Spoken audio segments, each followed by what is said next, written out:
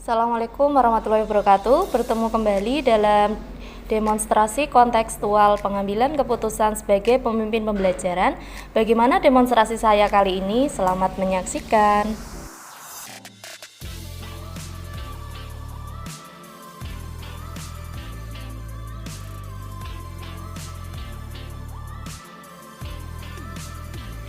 Sebagai pemimpin pembelajaran dan sebagai seorang guru penggerak, saya akan berusaha untuk bisa menerapkan apa yang sudah saya dapatkan dalam modul ini dan menerapkan pengetahuan yang saya dapatkan untuk diaplikasikan di sekolah saya. Melalui beberapa tahapan, yang pertama saya akan membuat program-program. Dari program tersebut, saya akan melakukan koordinasi terlebih dahulu dengan kepala sekolah dan warga sekolah. Dari situlah saya akan mencoba melakukan pengimbasan ilmu yang sudah saya dapatkan kepada rekan kerja maupun komunitas praktisi yang ada di sekolah saya. Dalam pengambilan keputusan, saya akan melakukan kolaborasi dengan rekan sejawat dan komunitas praktisi dalam menerapkan prinsip pengambilan keputusan yang efektif, baik dilema etika maupun bujukan moral yang saya alami maupun yang dialami oleh rekan kerja saya.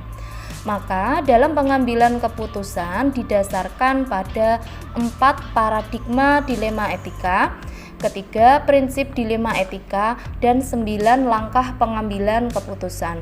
Dengan cara itu, pengambilan keputusan di lingkungan sekolah akan lebih tepat.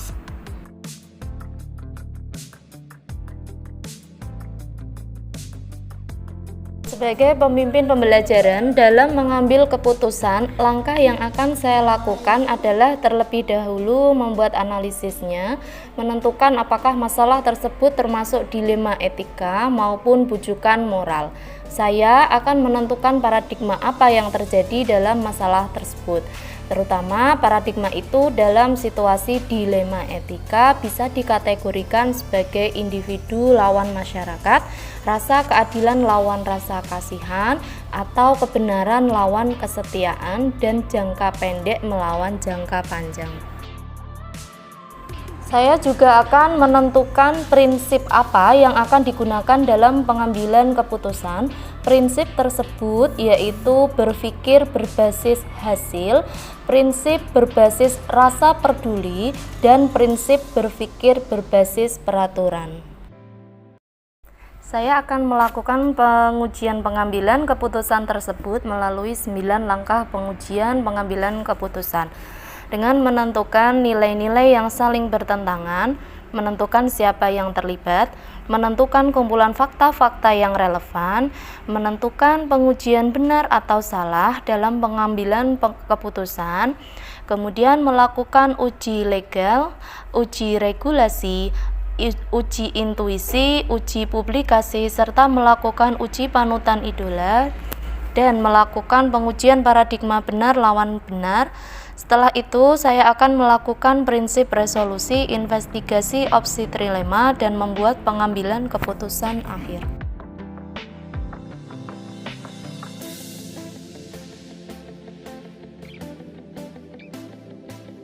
Pada situasi saya mengalami dilema etika, entah hari ini, besok, minggu depan, atau kapanpun, saya akan mencoba menerapkan pengambilan keputusan sebagai pemimpin pembelajaran melalui strategi 439. 4. Dalam menentukan paradigma dilema etika, 3. Dalam mengambil prinsip pengambilan keputusan, dan 9. Langkah pengujian pengambilan keputusan. Dalam situasi ini, saya harus bisa mengambil keputusan yang tidak merugikan kedua belah pihak, atau opsi dengan tepat dan efektif. Harapan saya tentunya dengan pengambilan keputusan ini, ketika saya dihadapkan dalam situasi dilema etika, saya mampu mengambil sebuah keputusan dan menerapkan langkah-langkah pengambilan keputusan berdasarkan 4 paradigma, 3 prinsip, dan 9 langkah pengambilan keputusan.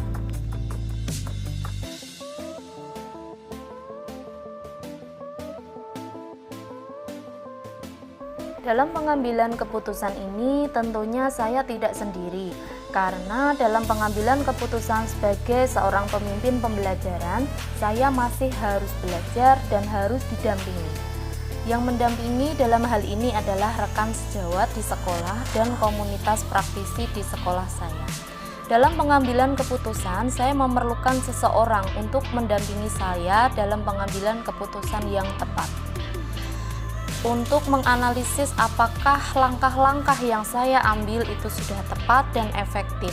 Saya juga membutuhkan informasi serta masukan dan kritikan, baik itu dari kepala sekolah, rekan sejawat maupun komunitas praktisi untuk melakukan pengambilan keputusan sebagai pemimpin pembelajaran, sehingga bisa dihasilkan keputusan yang efektif dan bermanfaat untuk semua pihak.